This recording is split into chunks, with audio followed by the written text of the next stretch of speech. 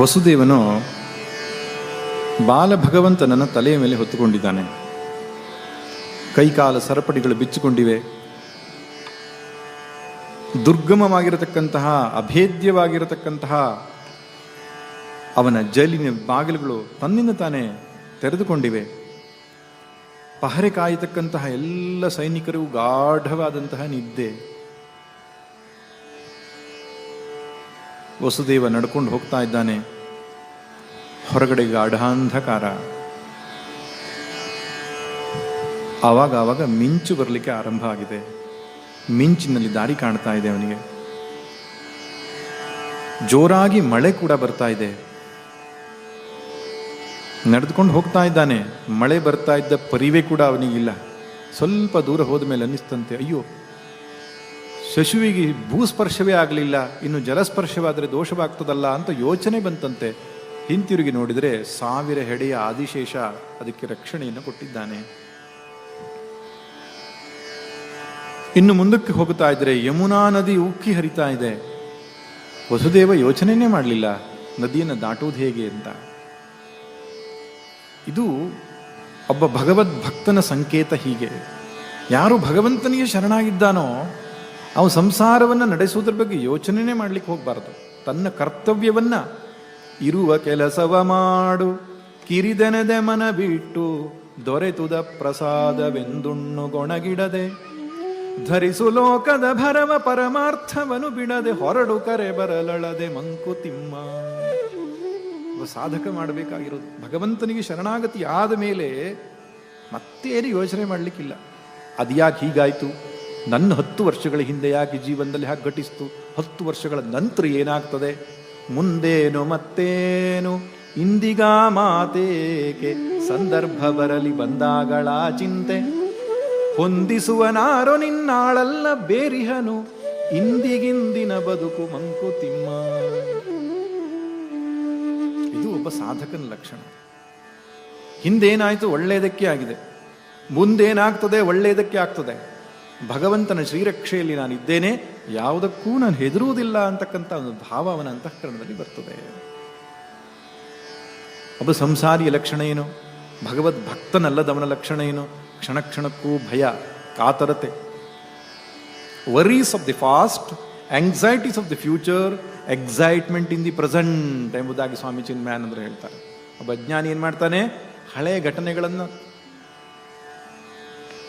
ತಲೆಯೊಳೆದೆ ನೆರೆದಿಹವು 100 ಹಕ್ಕಿಗಳು ಗಳಿಗೂಗೆ ಕಾಗೆ ಕೋಗಿಲೆ ನವಿಲು ಹದ್ದು, ಕಿಲ ಕಿಲನೆ ಗೊರಗೊರನೆ ಕಿರುಚಿ ಕೂಗುತ್ತಿಹವು ನೆಲೆಯಲ್ಲಿ ನಿದ್ದೆಗಲು ಮಂಕುತಿಮ್ಮ.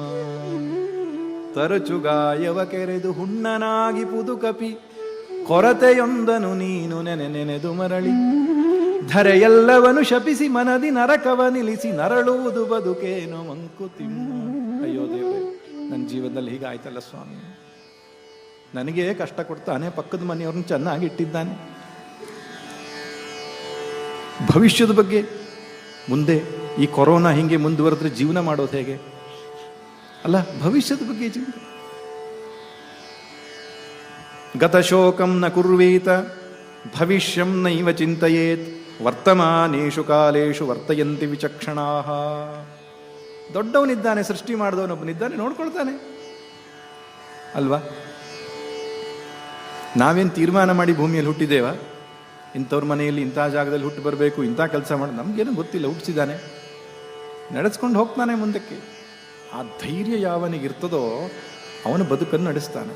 ಸತ್ತೆನೆಂದೆನ ಬೇಡ, ಸೋತೆನೆಂದೆನ ಬೇಡ, ಬತ್ತಿತೆನ್ನೊಳು ಸತ್ವದೂಟೆಯನ ಬೇಡ, ಮೃತ್ಯು ಎನ್ನುವುದೊಂದು ತೆರೆ ಇಳಿತ ತೆರೆಯೇರು, ಮತ್ತೆ ತೋರ್ಪುದು ನಾಳೆ ಮಂಕುತಿಮ್ಮ. ಹೇಳಲೇಬಾರ್ದು ಆ ಮಾತನ್ನ. ಅಯ್ಯೋ ಏನಾಗುತ್ತೋ ಏನೋ, ಇಲ್ಲ, ಭಗವಂತ ಇದ್ದಾನೆ, ನೋಡ್ಕೊಳ್ತಾನೆ, ಆಲ್ ಈಸ್ ವೆಲ್, ಎಲ್ಲ ಚೆನ್ನಾಗಿರುತ್ತೆ. ಯೋಚನೆನೇ ಮಾಡಲಿಲ್ಲ ವಸುದೇವ, ತಲೆಯಲ್ಲಿ ಹೊತ್ಕೊಂಡಿದ್ದಾನೆ. ಯಮುನೆ ಉಕ್ಕಿ ಹರಿತಾ ಇದೆ, ಇಳಿದೇ ಬಿಟ್ಟಿದ್ದಾನೆ ಯಮುನಾ ನದಿಗೆ. ಅದೇನು ಯಮುನೆ ಕುಗ್ಗಿತಾ ಇಲ್ಲ, ಅವನು ಇಳಿದ ತಕ್ಷಣ ಉಕ್ಕೇ ಎತ್ತದು. ಆ ಯಮುನೆ ಯಾಕೆ ಉಕ್ಕಿತ್ತು ಅಂದರೆ ಕೃಷ್ಣನ ಪಾದಸ್ಪರ್ಶ ಮಾಡಬೇಕು ಅಂತ. ಗಂಗೆಗೆ ವಿಷ್ಣು ಪಾದೋದ್ಭವ ಎಂಬಂತ ಹೆಸರು ಹೇಗೆ ಬಂದಿದೆಯೋ, ನನಗೂ ಸ್ವಲ್ಪ ಕೃಷ್ಣ ಪಾದೋದ್ಭವದ ಹೆಸರು ಬರಲಿಯೇನೋ ಅನ್ನೋ ಅಪೇಕ್ಷೆಯಿಂದ ಕೃಷ್ಣ ಪಾದಸ್ಪರ್ಶ ಮಾಡಲಿಕ್ಕೆ ಬಂತಂತೆ. ಪಾದಸ್ಪರ್ಶ ಮಾಡಿ ಹಾಗೇ ಕೆಳಗಡೆ ಹೋಯ್ತಂತೆ. ವಸುದೇವನ ಮೊಳಕಾಲಿನಷ್ಟೇ ನೀರು. ಹಾಗೆ ಯಮುನೆಯನ್ನು ದಾಟಿ ಆ ಕಡೆಗೆ ಹೋದ. ಆ ಕಡೆ ವ್ರಜದಲ್ಲಿಯೂ ಕೂಡ, ನಂದಗೋಕುಲದಲ್ಲಿಯೂ ಕೂಡ ಎಲ್ಲರೂ ನಿದ್ರಿಸಿದ್ದಾರೆ.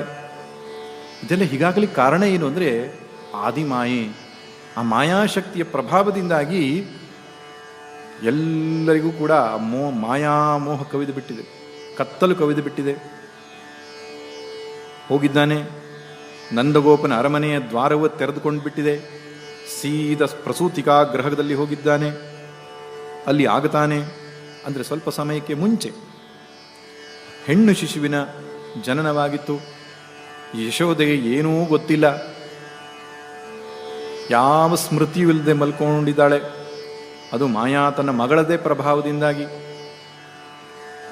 ಮಗುವನ್ನ ಅಲ್ಲಿ ಇಟ್ಟುಬಿಟ್ಟು ಆ ಹೆಣ್ಣು ಮಗುವನ್ನು ಬುಟ್ಟಿಯಲ್ಲಿ ತುಂಬಿಕೊಂಡು ಪುನಃ ಹಿಂತಿರುಗಿ ಬರ್ತಾನೆ. ಹಾಗೆ ಹಿಂತಿರುಗಿ ಬರ್ತಾ ಇರುವಾಗ ಅರಮನೆಯ ಬಾಗಿಲುಗಳು ಮುಚ್ಚಿಕೊಂಡವು. ಯಮುನೆ ದಾರಿ ಕೊಟ್ಟಿತು. ಮತ್ತೆ ಜೈಲಿನ ಬಾಗಿಲುಗಳು ಹಾಕಿಕೊಂಡವು. ಆ ಹೆಣ್ಣು ಶಿಶುವನ್ನ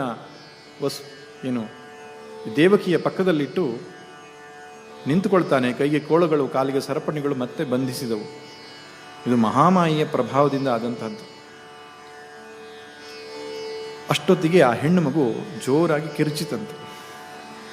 ಕಿರುಚಿದ ಶಬ್ದಕ್ಕೆ ಪಹರೆ ಕಾಯ್ತಕ್ಕಂಥವ್ರು ಓಡೋಡಿ ಹೋಗಿ ಕಂಸನಿಗೆ ಹೇಳ್ತಾರೆ, ಕಂಸ, ಅಷ್ಟಮ ಗರ್ಭ ಜನನವಾಗಿದೆ ಇವಾಗ ಅಂತ. ಕಂಸ ನಿದ್ರೆನೇ ಮಾಡಲಿಲ್ವಂತೆ ತುಂಬಾ ದಿನದಿಂದ. 8ನೇ ಗರ್ಭ ಯಾವತ್ತು ದೇವಕಿ ಧರಿಸಿದ್ದಾಳೋ ಅವತ್ತಿನಿಂದ ಕಂಸ ನಿದ್ದೆನೇ ಮಾಡಲಿಲ್ಲ. ಶಾಂತಿ ಇಲ್ಲ ಅವನಿಗೆ. ಎಲ್ಲೆಲ್ಲೂ ಕೃಷ್ಣನೇ ಕಾಣ್ತಾ ಇದ್ದಾನೆ, ವಿಷ್ಣುವೇ ಕಾಣಿಸ್ತಾ ಇದ್ದಾನೆ. ಬಿಚ್ಚಿದ ಕೆದರಿದ ಕೂದಲು, ಮೈ ಮೇಲಿನ ಬಟ್ಟೆ ಜಾರಿದೆ, ಅಲ್ಲಲ್ಲಿ ಏಳುತ್ತಾ ಓಡೋಡಿ ಬರ್ತಾ ಇದ್ದಾನೆ ಕಂಸ. ಓಡಿ ಬಂದು ನೇರವಾಗಿ ಜೈಲಿನೊಳಗೆ ಪ್ರವೇಶ ಮಾಡಿ ದೇವಕಿಯ ಮಡಿಲಲ್ಲಿರ್ತಕ್ಕಂಥ ಹೆಣ್ಣು ಮಗುವನ್ನು ಕಸಿಯುತ್ತಾನೆ. ಅವಳು ಕೈ ಮುಗಿದು ಪ್ರಾರ್ಥನೆ ಮಾಡ್ತಾಳಂತೆ, ಅಣ್ಣ, ಅಷ್ಟು ಜನ ಗಂಡು ಮಕ್ಕಳನ್ನು, 6 ಜನ ಗಂಡು ಮಕ್ಕಳನ್ನು ಕೊಂದುಬಿಟ್ಟೆ ನೀನು. ಇದು ಒಂದು ಹೆಣ್ಣು ಮಗು ಜನಿಸಿದೆ. ಹೆಣ್ಮಗು ನಿನಗೆ ಏನು ಮಾಡುತ್ತೆ ಹೇಳು, ಬಿಟ್ಬಿಡು ಇದನ್ನ, ನಿನ್ನ ಸೊಸೆಯನ್ನು ಬಿಟ್ಟುಬಿಡಪ್ಪ ಅಂತ ಗೋಗೆರೆದು ಪ್ರಾರ್ಥನೆ ಮಾಡಿಕೊಳ್ತಾ ಇದ್ದಾಳೆ. ಆದರೆ ಕಂಸನಿಗೆ ಯಾವ ದಯೆಯೂ ಇಲ್ಲ. ಯಾಕಂದ್ರೆ ದೇವತೆಗಳು ಮಾಯೆ ಯಾವುದೇ ರೀತಿಯಾಗಿ ಮಾಡಬಹುದು ಅಂತ ಹೇಳ್ಕೊಂಡು ಆ ಶಿಶುವನ್ನು ಹಿಡಿದುಕೊಂಡು ಹೋಗಿ ಹೊರಗಡೆ ಇರತಕ್ಕಂತಹ ಕಲ್ಲಿನ ಮೇಲೆ ಜೋರಾಗಿ ಬಡಿತಾನೆ. ಅವನು ಬಡಿದ ಹೊಡೆತಕ್ಕೆ ಏನಾಯಿತು, ಶಿಶುಗೆ ಏನೇನೂ ಆಗಲಿಲ್ಲ. ಅವನ ಕೈಯಿಂದ ಜಾರಿಕೊಂಡು ಆಕೆ ಮೇಲಕ್ಕೆ ಹೋಗಿ ನಿಂತ್ಕೊಳ್ತಾರೆ. ಅಷ್ಟಭುಜಾಕೃತಿಯಾದ ಮಹಿಷಾಸುರ ಮರ್ದಿನಿ, ಐಗಿರಿ ನಂದಿನಿ ನಂದಿತ ಮೇದಿನಿ ಅಲ್ವಾ? ಸ್ವಲ್ಪ ನುಡಿಸಿ ನೋಡೋಣ ಅದನ್ನು.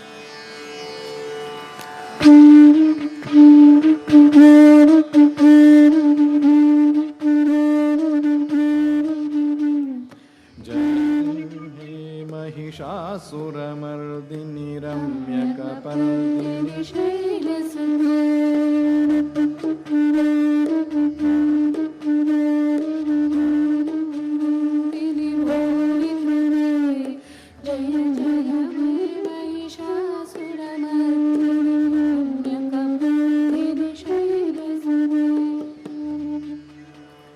ಅಷ್ಟಭುಜಾಕೃತಿಯ ಆದಿಶಕ್ತಿ ಮಹಾದೇವಿ ಕಂಗೊಳಿಸಿದ್ದಾಳೆ ಆಕಾಶದಲ್ಲಿ. ದೇವತೆಗಳೆಲ್ಲ ಆಕೆಯನ್ನು ಸ್ತುತಿ ಮಾಡ್ತಾ ಇದ್ದಾರೆ. ಕಂಸನಿಗೆ ಆಶ್ಚರ್ಯವಾಗಿದೆ, ಇದೇನು ಘಟಿಸ್ತಾ ಇದೆ ಎಂಬುದೇ ಅರ್ಥವಾಗ್ತಾ ಇಲ್ಲ. ಆಗ ಆ ದೇವಿ ಹೇಳ್ತಾಳಂತೆ, ಹೇ ಮೂರ್ಖ ಕಂಸ, ನಿನ್ನನ್ನು ಸಾಯಿಸ್ತಕ್ಕಂತಹ ಶಿಶು ಬೇರೆ ಕಡೆಗೆ ಬೆಳೀತಾ ಇದ್ದಾನೆ, ನನಗೇನೂ ಮಾಡ್ಲಿಕ್ಕೆ ಸಾಧ್ಯ ಇಲ್ಲ ನಿನ್ನ ಹತ್ರ. ಆದ್ದರಿಂದ ಸುಮ್ಮನೆ ಹಸುಳುಗಳನ್ನು ಕೊಲ್ಲಿಕ್ಕೆ ಹೋಗಬೇಡ, ನಿನ್ನ ಸಾವು ನಿಶ್ಚಿತವಾಗಿದೆ ಎಂಬುದನ್ನು ಹೇಳ್ತಾಳೆ ಅವಳು. ಹಾಗೆ ಹೇಳಿ ಅಂತರ್ಧಾನಳಾಗಿ ಬಿಡ್ತಾಳೆ. ಆದ್ದರಿಂದ ಎಲ್ಲೆಲ್ಲೂ ದೇವಿಯ ದೇವಸ್ಥಾನಗಳನ್ನು ನಾವು ನೋಡ್ತೇವೆ. ಆ ದೇವಿ ಅಂದರೆ ಯಾರು, ವಿಷ್ಣು ಶಕ್ತಿ ಅಂದರೆ ಯಾರು, ವಿಷ್ಣು ಮಾಯೆ ಅಂದರೆ ಯಾರು ಎಂಬುದಾಗಿ ನಿನ್ನೆ ದಿವಸ ಹೇಳಿದ್ದೇನೆ ನಾನು. ಚಂಡಿಕಾ, ಕಾಳಿ, ಮಹಿಷಾಸುರಮರ್ದಿನಿ, ದೇವಿ, ಅಂಬಾ, ಭವಾನಿ, ಅನೇಕ ಹೆಸರುಗಳಿಂದ ದೇವಿಯನ್ನು ನಾವೇನು ಆರಾಧಿಸ್ತೇವೆ ಅವಳು ಬೇರೆ ಯಾರೂ ಅಲ್ಲ, ವಿಷ್ಣುವಿನ ಶಕ್ತಿ, ಭಗವಂತನ ಶಕ್ತಿ, ಆದಿಮಾಯಾ, ವೈಷ್ಣವಿ ಶಕ್ತಿ ಅಂತ ಕರೀತಾರೆ. ಅವಳು ಭಗವಂತನಿಗೆ ತಂಗಿ ಕೂಡ ಆದಳು ಈ ಜನ್ಮದಲ್ಲಿ. ಯಶೋದಾ ಗರ್ಭ ಸಂಭೂತ ಆಗಿ ಕೃಷ್ಣನ ತಂಗಿಯಾದಳು. ಈ ಪ್ರಕಾರವಾಗಿ ದೇವಿ ಅಂತರ್ಧಾನಳಾದ ಮೇಲೆ ಕಂಸನಿಗೆ ಬಹಳ ದುಃಖ ಆಗ್ತದೆ. ಎಂಥ ಮೋಸ ಮಾಡಿಬಿಟ್ಟೆ ನಾನು, ದೇವತೆಗಳು ಮೋಸ ಮಾಡಿಬಿಟ್ರು ನನಗೆ. 8ನೇ ಗರ್ಭದಿಂದ ಹುಟ್ಟಿದಂತಹ ಮಗುವಿನಿಂದ ನನಗೆ ಮೃತ್ಯು ಎಂಬುದಾಗಿ ಹೇಳಿ ಸುಳ್ಳು ಹೇಳಿದರು. ನಿಷ್ಕಾರಣವಾಗಿ ನಾನು ನನ್ನ ಭಾವ ಹಾಗೂ ತಂಗಿಯ ಮಕ್ಕಳನ್ನು ಕೊಂದು ಬಿಟ್ಟೆನಲ್ಲ ಅಂತ ಹೇಳಿ ಪಶ್ಚಾತ್ತಾಪದಿಂದ ಬಂದು ಅವ್ರ ಕಾಲಿಗೆ ಬೀಳ್ತಾನಂತೆ. ತಪ್ಪಾಯಿತು ನಂದು, ಸುಖ ಸುಮ್ಮನೆ ನಿಮ್ಮ ಮಕ್ಕಳನ್ನೆಲ್ಲ ಕೊಂದುಬಿಟ್ಟೆ, ತಪ್ಪಾಯಿತು ನಂದು, ಕ್ಷಮಿಸಿಬಿಡಿ ನನ್ನನ್ನು. ಈ ಸಂದರ್ಭದಲ್ಲಿ ಕಂಸ ಕೂಡ ವೇದಾಂತ ಹೇಳ್ತಾನೆ. ಈ ಕೆಲವು ರಾಮಾಯಣ ಕೆಲವು ಗ್ರಂಥಗಳಲ್ಲಿ ರಾವಣ ಕಂಸಾದಿಗಳು ವೇದಾಂತ ಹೇಳುವುದನ್ನು ನೋಡ್ತೇವೆ. ಇಲ್ಲಿ ಕಂಸ ಹೇಳ್ತಾನೆ, ಹುಟ್ಟು ಮತ್ತು ಸಾವು ಎಲ್ಲರಿಗೂ ನಿಶ್ಚಯವಾಗಿರತಕ್ಕಂಥದ್ದು. ಆತ್ಮ ಹುಟ್ಟುವುದಿಲ್ಲ, ಆತ್ಮ ಸಾಯುವುದೂ ಇಲ್ಲ, ಶರೀರ ಹುಟ್ಟು ಸಾವುಗಳನ್ನು ಹೊಂದುವಂಥದ್ದು. ಆದ್ದರಿಂದ ಯಾಕೆ ದುಃಖ ಮಾಡ್ತೀರಿ? ಅವರವರು ಪ್ರಾರಬ್ಧ ಅವರು ಅನುಭವಿಸ್ಕೊಂಡು ಹೋದರು, ನೀವು ದುಃಖ ಮಾಡಬೇಡಿ, ಕ್ಷಮಿಸಿಬಿಡಿ ನನ್ನನ್ನು ಅಂತ ಹೇಳ್ತಾನೆ. ಯಾಕೆ ಕಂಸನ ಮನಸ್ಸಿನಲ್ಲಿ ವೇದಾಂತ ಬಂತು ಅಂದರೆ, ಭಗವಂತನ ಹೊತ್ತಂತಹ ಶರೀರ ವಸುದೇವ ದೇವಕಿಯರದ್ದು. ಅದರ ಸಂಪರ್ಕಕ್ಕೆ ಬಂದಾಗ ಇವನ ಶರೀರದಲ್ಲಿ ಇವನ ಮನಸ್ಸಿನಲ್ಲಿಯೂ ಕೂಡ ತಾತ್ಕಾಲಿಕವಾಗಿ ಕ್ಷಣಿಕವಾಗಿ ಸಾತ್ವಿಕ ಬುದ್ಧಿ ಜಾಗೃತಿಯಾಯಿತು ಎಂಬುದಾಗಿ ಹೇಳ್ತಾರೆ ವ್ಯಾಖ್ಯಾನಕಾರರು.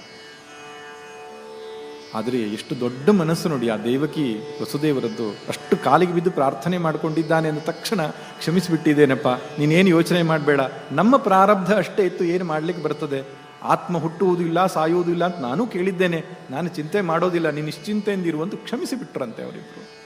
ಅದೇ ದೊಡ್ಡವರು ಬಹಳ ದೊಡ್ಡ ಗುಣ. ದ್ವೇಷವನ್ನ ಸಾಧಿಸ್ಲಿಕ್ಕೆ ಹೋಗಲ್ಲ, ಎಲ್ಲಾ ದೈವೇಚ್ಛೆ ಭಗವಂತನ ಇಚ್ಛೆ ಅಂತ ಕ್ಷಮಿಸಿ ಬಿಡ್ತಾರೆ. ರಾವಣ ಸತ್ತ ಮೇಲೆ ವಿಭೀಷಣನೇ ಸಂಸ್ಕಾರ ಮಾಡಲಿಕ್ಕೆ ಸಿದ್ಧನಿರಲಿಲ್ಲ.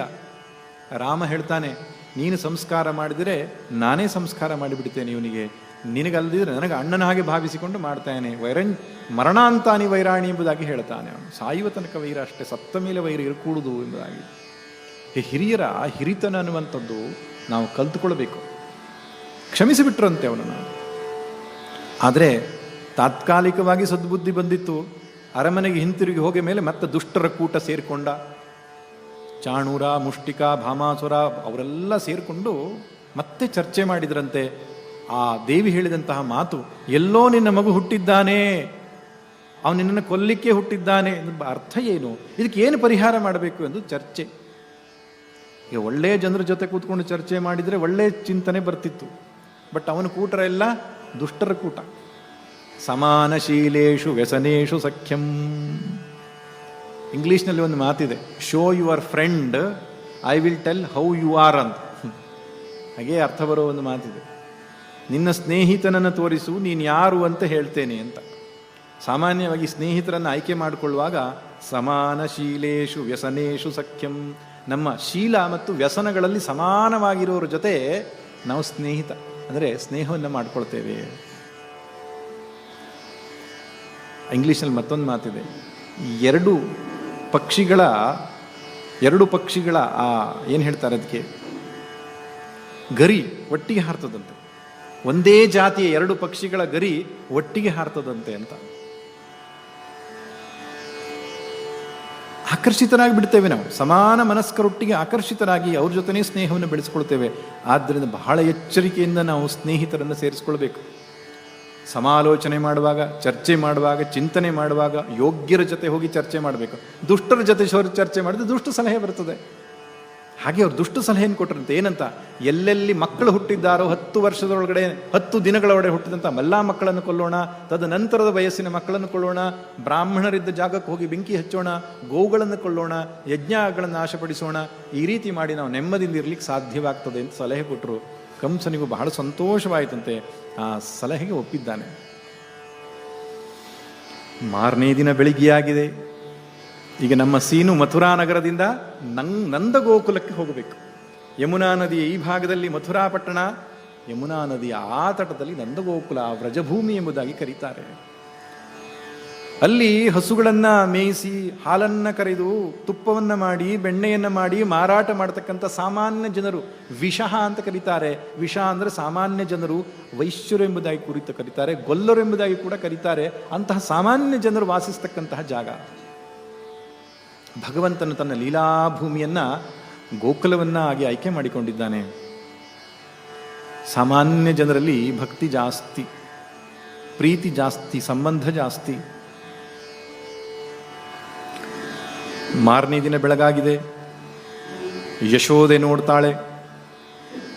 ಈ ಯಶೋದೆ ಮತ್ತು ನಂದಗೋಪ ಯಾರಪ್ಪ ಅಂದರೆ, ಈ ವೈಶ್ಯರೆಲ್ಲರೂ ಇದ್ರಲ್ಲ, ಅವರಿಗೆ ಒಬ್ಬ ಯಜಮಾನ, ಒಡೆಯ ಅಂತ ನಾವು ಹೇಳ್ತೇವೆ, ಒಂದು ರೀತಿ ರಾಜ ಇದ್ದ ಹಾಗೆ. ಆ ಗೊಲ್ಲರ ಹಟ್ಟಿಯಲ್ಲಿ ಏನೇನು ಹಸುಗಳನ್ನು ಮೇಯಿಸ್ತಕ್ಕಂಥ ಜನಗಳಿದ್ದಾರೆ, ಅವರಿಗೊಬ್ಬ ಲೀಡರ್. ಯಾರು? ನಂದಗೋಪ ಅಂತ. ಅಂಥದ್ದು ಮನೆ ಅರಮನೆ ಹಾಗೆ ಇತ್ತು, ಸಾಕಷ್ಟು ಶ್ರೀಮಂತನೂ ಆಗಿದ್ದ. ಆ ನಂದಗೋಕುಲ ಅನ್ನೊಂದು ಕಂಸನ ಆಳ್ವಿಕೆಗೆ ಒಳಪಟ್ಟಂತಹ ಒಬ್ಬ ಜಾಗವೇ ಆಗಿತ್ತು. ಆದರೆ ವ್ಯಾಪಾರ ಮಾಡಿ ಜೀವನ ನಡೆಸ್ತಕ್ಕಂತಹ ಒಂದು ಜೀವನ ಶೈಲಿಯನ್ನು ಹೊಂದಿದ್ರವರು.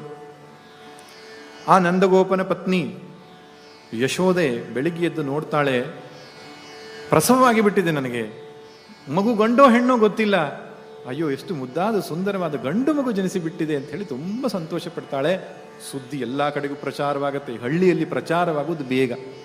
ಈ ನ್ಯೂಸ್ ಪೇಪರು ಏನೋ ಟಿ ವಿ ಗಿವಿ ಬೇಕಂತಿಲ್ಲ, ಒಬ್ರಿಗೆ ಗೊತ್ತಾದ್ರೆ ಸಾಕು, ಬಾಯಿಂದ ಬಾಯಿಗೆ ಪ್ರಚಾರ ಆಗೋ ಮುಗೀತು, ಅವನ ಕಥೆನೇ ಮುಗೀತು. ಹಾಗೆ ಹಳ್ಳಿಯಲ್ಲೆಲ್ಲ ಪ್ರಚಾರವಾಗಿಬಿಟ್ಟಿದೆ. ಆದರೆ ಹಳ್ಳಿ ಜನರ ವಿಶೇಷತೆಯನ್ನು ನೋಡಿ, ನಂದಬಾಬನಿಗೆ ಮಗುವಾಗಿದೆ ಅಂತ ಗೊತ್ತಾದಾಗ ನಮಗೇ ಮನೆಯಲ್ಲೇ ಮಕ್ಕಳಾದರೆ ಎಷ್ಟು ಖುಷಿ ಆಗ್ತದೋ ಅಷ್ಟು ಸಂಭ್ರಮ ಪಟ್ಟರಂತೆ. ನಗರದಲ್ಲಿ ಆ ರೀತಿ ಜೀವನ ಇಲ್ಲ. ಅಕ್ಕಪಕ್ಕದ ಮನೆಯವರಿಗೆ ಒಬ್ರಿಗೊಬ್ರಿಗೆ ಪರಿಚಯವೇ ಇರುವುದಿಲ್ಲ. ಹಳ್ಳಿಯಲ್ಲಿ ಹಿಂದಿತ್ತು, ಒಬ್ಬರ ಮನೇಲಿ ಮದುವೆ ಆಗುವುದಾದರೆ ಎಲ್ಲರೂ ಸೇರಿಸ್ಕೊಂಡು ಚಪ್ಪರ ಹಾಕೋದು, ಅಡುಗೆ ಮಾಡೋದು, ಹೆಚ್ಚಿಗೆ ಖರ್ಚೇ ಇಲ್ಲದೆ ನಡೀತಾ ಇತ್ತು. ಈಗಲೂ ಎಲ್ಲ ವ್ಯವಸ್ಥೆ ಬದಲಾವಣೆ ಆಗಿದೆ ಹಳ್ಳಿಗಳಲ್ಲಿ ಕೂಡ, ನಗರೀಕರಣ ಆಗ್ತಾ ಇದೆ. ಆದರೆ ಅವತ್ತಿನ ಕಾಲದಲ್ಲಿ ಹಾಗಿರಲಿಲ್ಲ. ಆ ಎಲ್ಲ ನಂದ ಗೋಪಿಕೆಯರು ಕೂಡ ತಮ್ಮ ಮನೆಯನ್ನು ಅಲಂಕಾರ ಮಾಡಿದರು, ತಮ್ಮ ಹಸು ಕರುಗಳನ್ನು ಶೃಂಗರಿಸಿದರು, ಮನೆಯ ಮುಂದೆ ರಂಗವಲ್ಲಿಯನ್ನು ಹಾಕಿದರು, ತಮ್ಮ ಮನೆಯಲ್ಲಿರ್ತಕ್ಕಂಥ ಹೊಸ ಬಟ್ಟೆಗಳನ್ನು ಹಾಕಿದರು, ಆಭರಣಗಳನ್ನು ಹಾಕಿದ್ರು, ಹಾಲು ಮೊಸರು ತಮ್ಮನೇಲೇ ಇರತಕ್ಕಂತಹ ವಸ್ತುಗಳನ್ನೆಲ್ಲ ಎತ್ಕೊಂಡು ಬಂದ್ರಂತೆ. ನಂದಗೋಪನ ಮನೆಗೆ ಬಂದ್ರಂತೆ, ಮಗುವನ್ನು ನೋಡೋದಕ್ಕೆ ಬಂದ್ರಂತೆ. ಎಷ್ಟು ಸಂಭ್ರಮ, ಎಷ್ಟು ಸಂತೋಷ. ಅವರು ಕೋಲಾಟವನ್ನು ಆಡಿದರಂತೆ, ತಮ್ಮ ಮೇಲೆ ಗಂಧಗಳನ್ನು ಹಾಲುಗಳನ್ನು ಎರಚಿಕೊಂಡ್ರಂತೆ, ತುಂಬ ಸಂಭ್ರಮದಿಂದ ಉತ್ಸವವನ್ನು ಮಾಡಿದರಂತೆ ಎಂಬುದಾಗಿ ಭಾಗವತ ಹೇಳುತ್ತೆ. ನಾವು ಸ್ವಲ್ಪ ಕಾಲ ಭಗವಂತನ ನಾಮ ಸಂಕೀರ್ತನೆ ಮಾಡ್ತಾ ಮೇಲಿರತಕ್ಕಂಥ ಭಗವಂತನನ್ನ ನಂದಗೋಕುಲಕ್ಕೆ ತೆಗೆದುಕೊಂಡು ಹೋಗಿ ಅಲ್ಲಿ ತೊಟ್ಟಲಿಗೆ ಹಾಕ್ತಕ್ಕಂತಹ ಕಾರ್ಯಕ್ರಮವನ್ನು ನೋಡೋಣ. ಅಲ್ಲಿವರೆಗೆ ಭಗವಂತನ ನಾಮ ಸಂಕೀರ್ತನೆ ನಡೀತಾ ಇರ್ತದೆ. ಆ ವ್ಯವಸ್ಥೆಯನ್ನು ಈಗ ನೋಡೋಣ.